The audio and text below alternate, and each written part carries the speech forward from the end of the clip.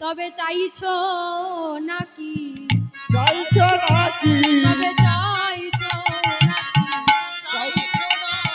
চেয়ে চেয়ে আমায় চাইছো নাকি চেয়ে চেয়ে আমার চাইছো নাকি ওই একদিকে আমার পানে চেয়ে চেয়ে আমায় চাইছো নাকি আরে একদিকে আমার পানে চেয়ে চেয়ে আমার চাইছো নাকি কইছে আউলি কানো নয়র করোনা হতো কাহিনী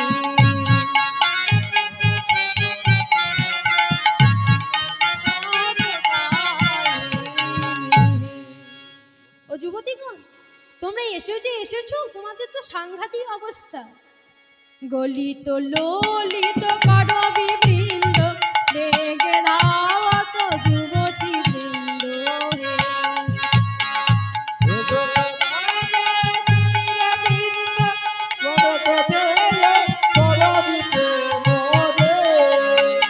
আবার মন্দিরে গিয়ে পড়ল গন্ধ বেরোল বিমান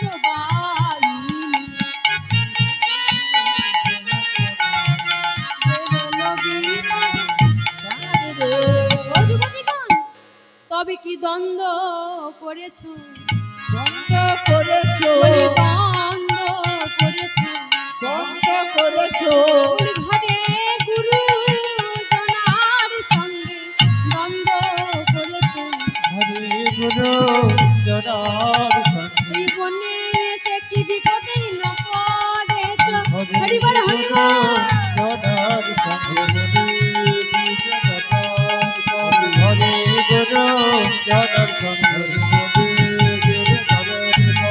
হরে গুরু জনার সঙ্গে হরে গুরু জনার সঙ্গে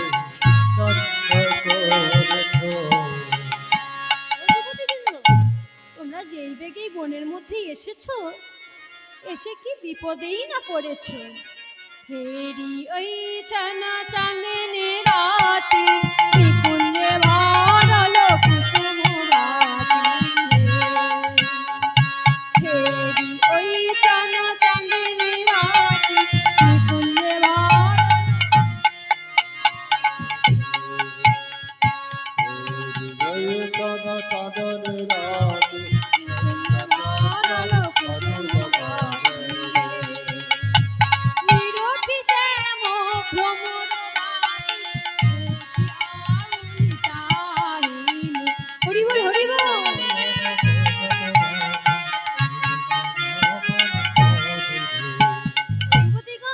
তবে কি দেখিতে এলে তবে কি দেখিতে এলে বৃন্দাবনের শোভা দেখিতে এলে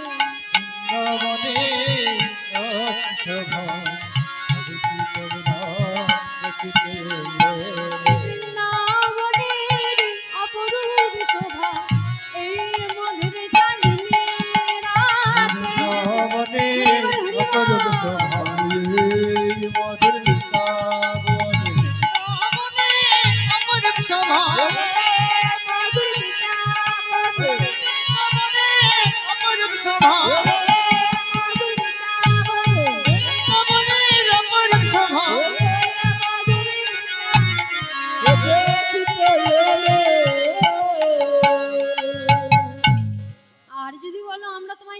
এসেছি, আমি করে মুরলি ধরে বিভঙ্গ হয়ে দাঁড়াই, তোমরা দর্শন করে নিজ গৃহে ফিরে যাও।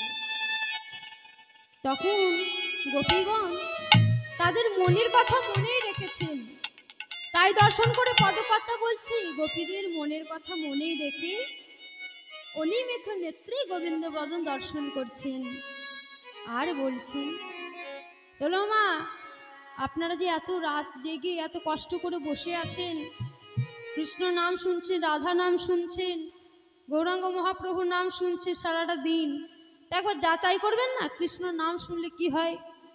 প্রসাদ খেলে তো পেট ভরে, কৃষ্ণ নাম করলে কি হয় একটু যাচাই করবেন না? রাত জেগে বসে আছেন, অন্যান্য দিন হলে কোন দিন দুঘুম হয়ে যায় এতক্ষণ, হয়তো একটু যাচাই করবেন না কৃষ্ণ নাম করলে কি হয় না? শাস্ত্রের যুক্তি মতে তার একটা ছোট মতো উদাহরণ দয়া করে শ্রবণ করুন। নিবিড় বনেতে এক বৃক্ষ ডালে বসি হে, নিবিড় বনেতে বৃক্ষ ডালে বসি হে,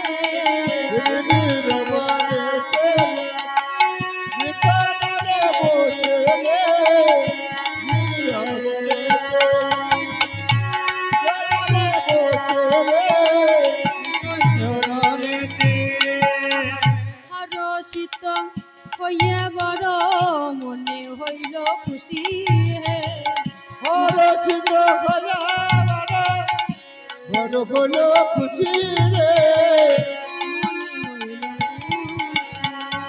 হরচিত হরা বড় হলো খুশি রে, বড় হলো খুশি, আনন্দেতে বসে আছে, আনন্দেতে বসে আছে, বসে কত রঙ্গ দেখে, আনন্দেতে বসে আছে, ঘরে বসে কত রঙ্গ দেখে, দেখে মনের হরি সেতে, হৃদয় ভরিব।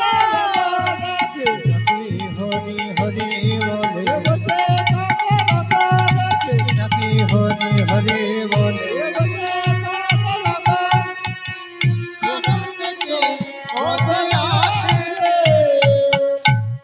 কোনো এক বনে একটি বৃক্ষে বসে একটি কপট, সেই কপট কি করছে না, সেই বৃন্দাবনে ওই গাছে বসে বসে অপরূপ শোভা দর্শন করছে। এদিকে হয়েছে কি না, নিজ হতে একটি ব্যাধ ধনুকের তীর সংযোজনা করে বসে আছে। এবার কপট যদি আকাশ পানে উড়ে যাবে, তখন দেখি সর্বনাশ, একটা বাজ পাখি ঘুরে বেড়াচ্ছে, বাজ পাখিটাও তো আমায় খেয়ে নেবে। আর কপট যদি গাছেই থাকবে, দেখছে একটা সাপ, তাহলে এবার কপট কি করে? এখানে নরোত্তম ঠাকুর বলেছেন, যেজন আশ্রয় করিয়া ভজে তারে কৃষ্ণ নাহি ত্যাজে, আর সবে মরে অকারণে। ও মা, জাতা দেখেছেন তো? জাতা যেগুলো কলাই ভাঙা হয়, দেখেছেন? অনেক মায়েরা আশা করে ব্যবহার করেছেন।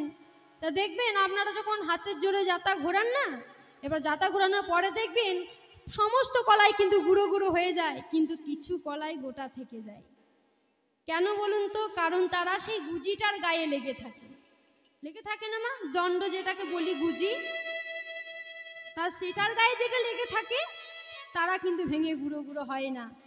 তেমনি আমাদের এই ত্রিজগৎটা হচ্ছে একটা জাতা, আর আমরা কি না সেই কলাইয়ের দানা। তাই জাতা কিন্তু ঘুরছে, এবার দিন রাত কিন্তু মানুষ অমনভাবে গুঁড়ো হচ্ছে।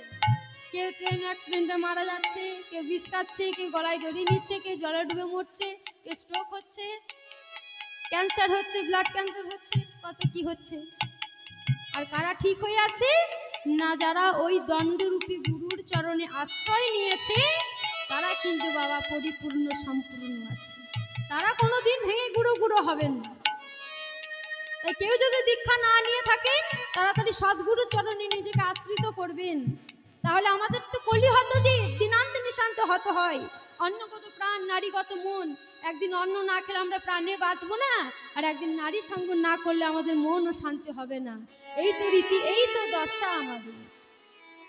তাহলে নিজেকে এই হত হওয়ার আগেই সদ্গুরুর চরণে নিজেকে আত্মসমর্পণ করতে হবে, এটাই কলিহত জীবের একমাত্র উপায়। তাই এই চিন্তা করে কপট আজ আমার শ্রী গোবিন্দকে ডাকতে লাগলেন, তবে চলুন আজ আমরা সকলে মিলে আমার গোবিন্দকে একটু স্মরণ করিনি। হে কৃষ্ণ হে গোবিন্দ হে মধুসূদন হে মাধব, হে সকলে মিলে মা কৃষ্ণ হে মধুসূদন হে মাধব।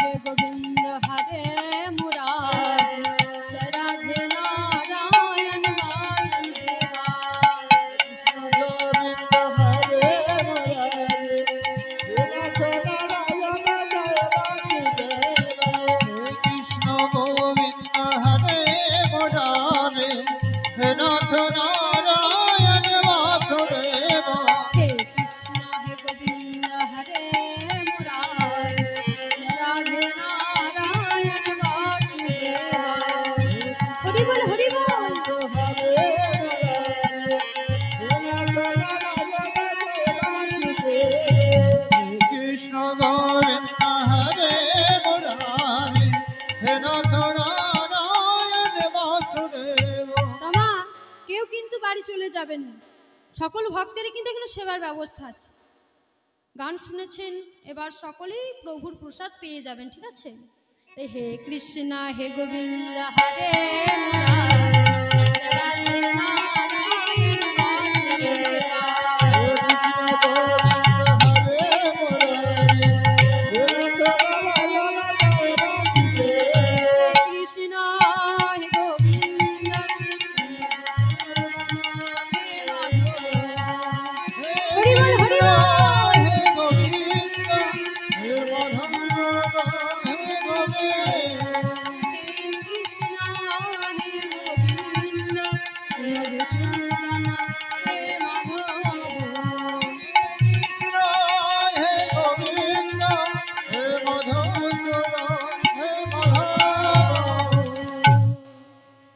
ভক্তাধীন গোবিন্দ ভক্তের আহ্বান সহ্য করতে না পেরে কি করলেন, একটি পিঁপড়ের রূপ ধারণ করে সেই সাপের চোখে গিয়ে পড়লেন।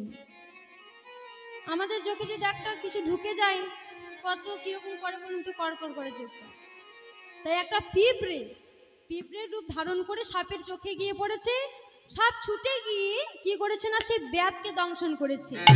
এবার ব্যাধ লক্ষ্যভ্রষ্ট ছিল, লক্ষ্য করেছিল। এবার যেই না দংশন করেছে, ব্যাধ লক্ষ্যভ্রষ্ট হয়েছে।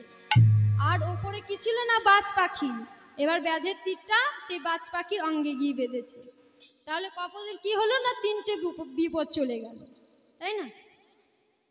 সাপ গিয়ে দংশন করলো ব্যাধকে, ব্যাধ লক্ষ্যভ্রষ্ট হলো, কপদের সকল বিপদ দূরে গেল।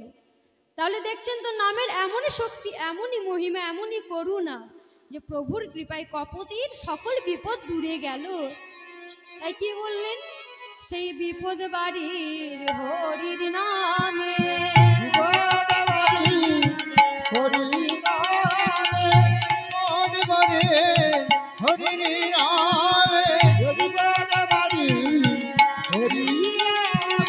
সকল বিপদ কপতে গেল তুমি।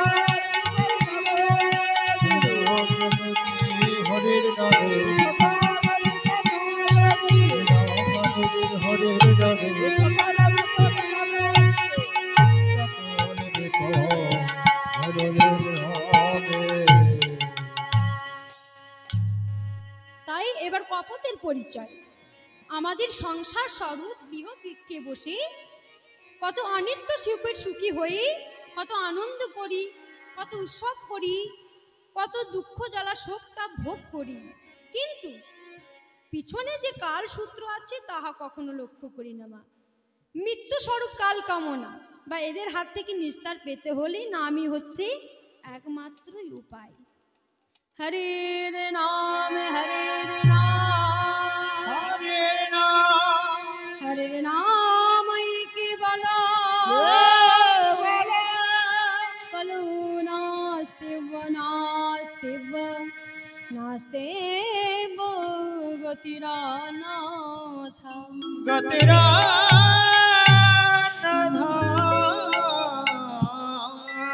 বলি হত জীবীর হরি নামই হচ্ছে একমাত্র ঔষধি। হরি নাম ছাড়া জীবের কোনো গতি নাই, গতি নাই। এই নামই হচ্ছে একমাত্র ঔষধি। তা শ্রী গোবিন্দের বাঁশি কয় প্রকার কে বলতে পারবে দেখি?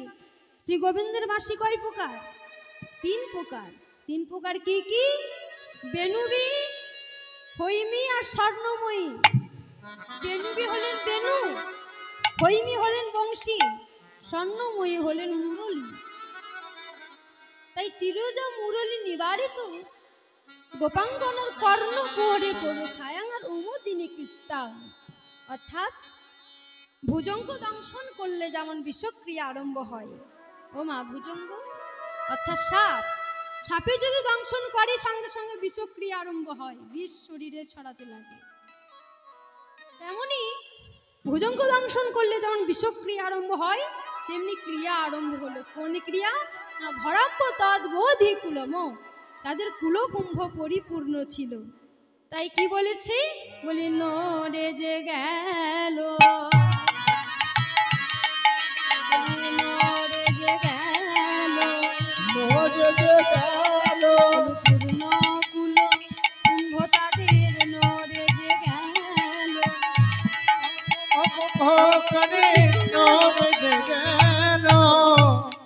তাই ব্রজগোপীগণ পূর্ণ কুলকুম্ভ নড়ে গেল।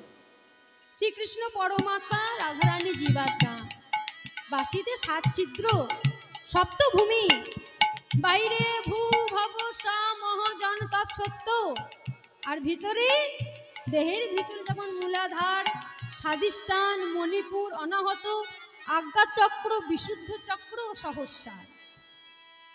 তাহলে 7 ছিদ্রের মধ্য দিয়া দেহের মধ্যে শ্রেষ্ঠ চক্রের ভিতর দিয়া কুলকুণ্ডলিনী নাধ্যমে সপ্তমে সহস্রারে যাইয়া জীবাত্মা বা পরমাত্মা দর্শনী স্বরূপ কৃতার্থ হয়।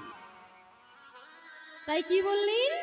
ওই ছান বচন যাব কাহল কান রজরমণি গণ সজল নয়ন, সজরমণি গণ সজল নয়ন। ওই ছান বচন যাব কাহল কান রজরমণি গণ সজল নয়ন।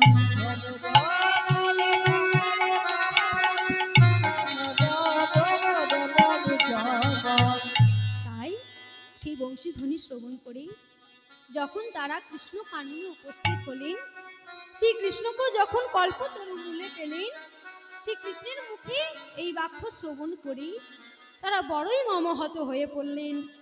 তাদের নয়ন ধারাতে বিরাম ছিল না মা। তাই গোবিন্দ আমার দেখলেন ওদেরকে ডেকে নিয়ে এসে আমি অপমান করলাম, তাহলে কাঁদবে নাতে কি করবে?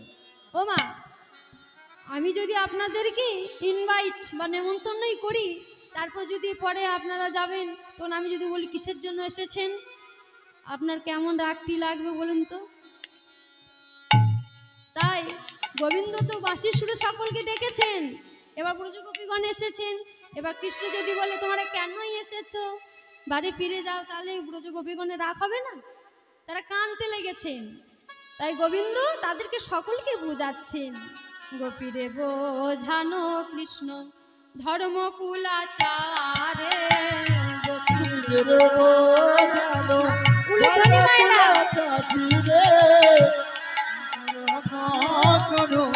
धर्म करे साथी है গোপীর গুরু ভাব বুঝিবার তরে, সখী গরে গরে বুঝিবারে তরে রে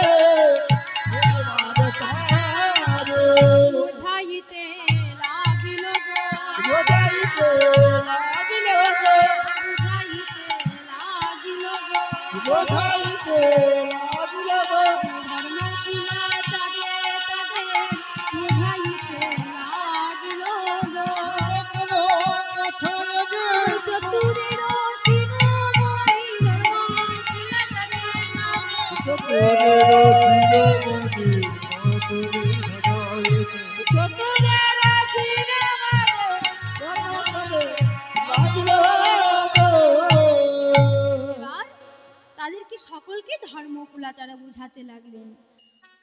কও হে গোপী কিসের লাগি বনে কেন এলে?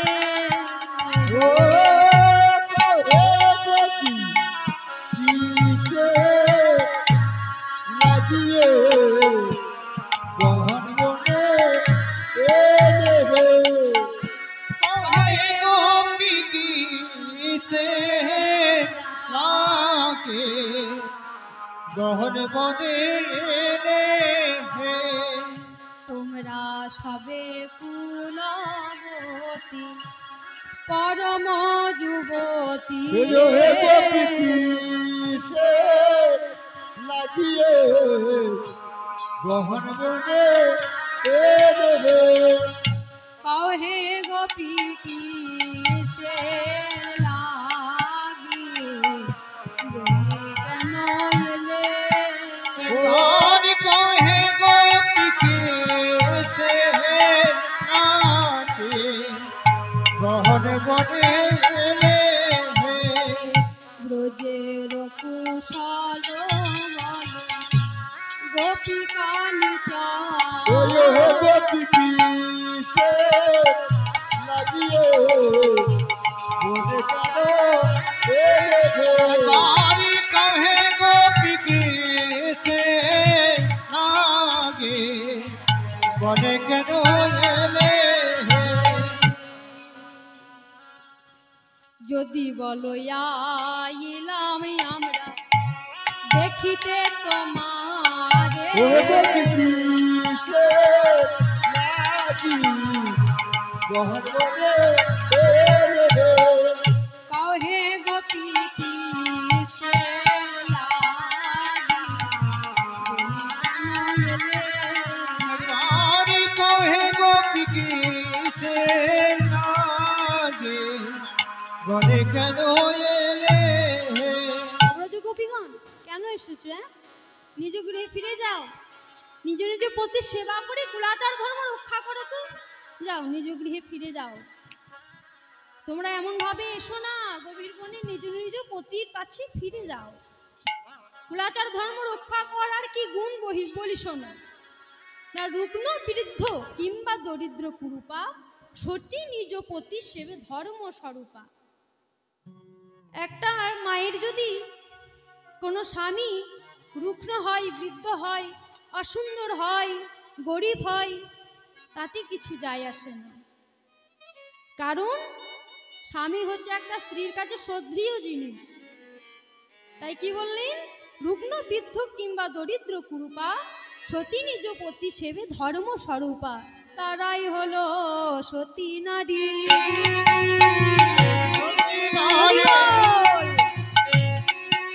আর তারাই হলো সতী নারী। পতি সেবা করে নিষ্ঠা ভরি, তারাই হলো সতী নারী। সেবা করে ইচ্ছা ভরে তারাই হলো সতী নারী। পতি সেবা করে নিষ্ঠা ভরি, রুগ্ন বৃদ্ধ কুরূপা হলে তারাই হলো সতী নারী। চরিত হলে তারাই হলো সতী নারী। তাই তোমরা ফিরে যাও, ফিরে গিয়ে কুলাচার ধর্ম রক্ষা করো, এই ভালো হবে। আর যদি না ফিরে যাও, আমায় কিন্তু চেনো, ও পরম ধার্মিক আমি ধর্ময়তি ওহে পরম জ্ঞানী ওহে ধর্মসী খাও হে। পরম ধার্মিক আমি ধর্ময়তি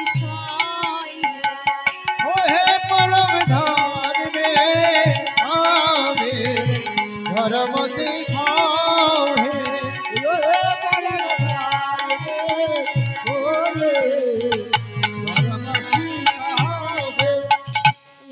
একই না ঘর ঘর একই সদা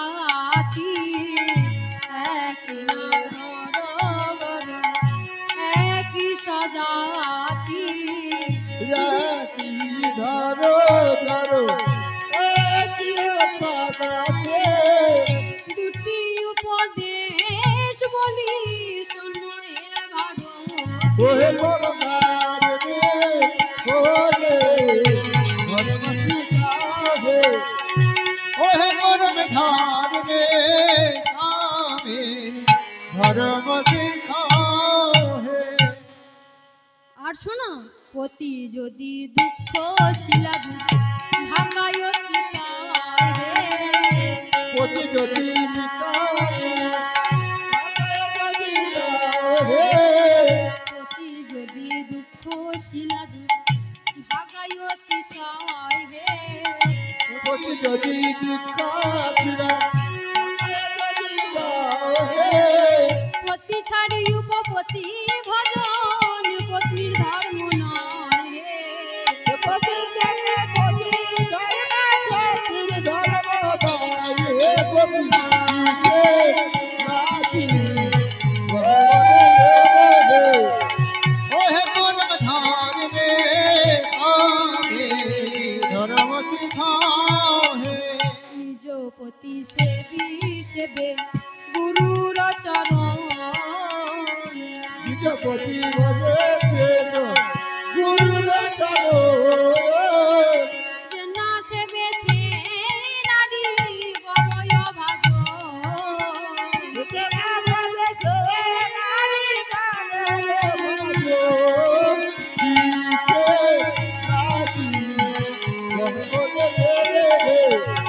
ওহে পরম ধার রে আমি ধর্ম শিখাও হে।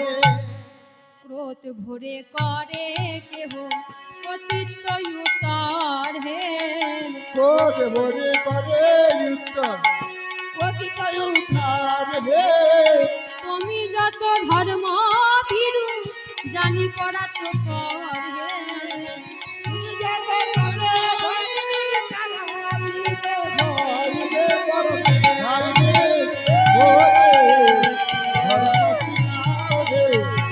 ওহে পরম ধার রে আমি ধর্ম শিখাও হে।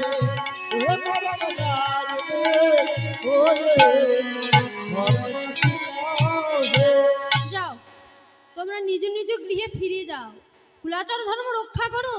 তখন পুরোযোগ অভিমান ও পরম ধার্মিক, শোনো শোনো, এই ধর্ম তুমি কার কাছে শিখেছো হে? ওই ধর্মের কথা আমরা শুনি না, তবে তুমিও শেষ কথা শুনে রাখো। ও পরম ধার্মিক হয়ে তুমি ধর্ম শিখাও রে। ওহে পরম ধার রে ওহে ধর্ম শিখাও হে।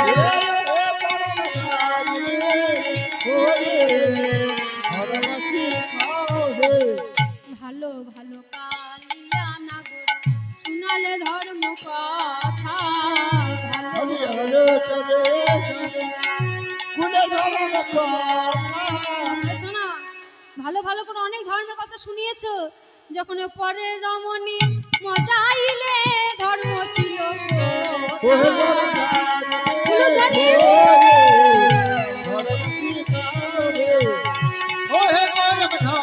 রে ওহে ধর্ম শিখাও হে। চোরের মুখে ধর্মের কাহিনী শুনতে লাগে হাসি।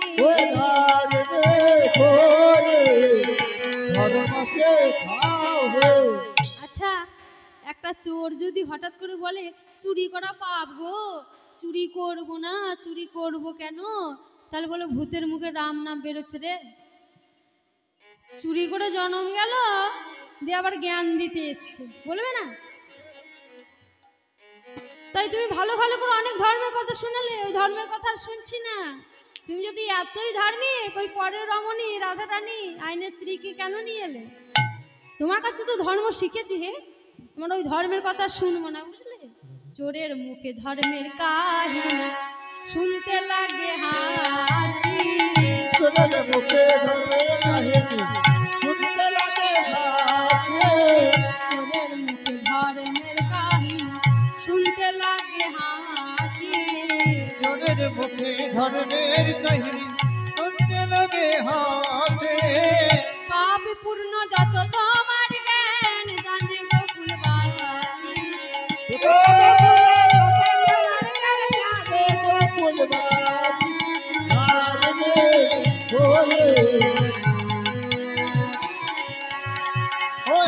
ধর্ম ধারণে হয়ে ধর্ম শিখাও হে ধার্মিক হয়ে ধর্ম শিখাও রে। যা, ওই ধর্মের কথা আমরা শুনি না, ও কপট কালিয়া, ওই ধর্মের কথা আমরা শুনি না। তবেই আমরা শেষ কথা বলে রাখি, তোহে শোভিত তুয়া দেহের সুকমল, তুয়া পদ ছাড়িয়ে আমরা কে বা কোথায় যাব হে গোবিন্দ, তোমার চরণ ছেড়ে।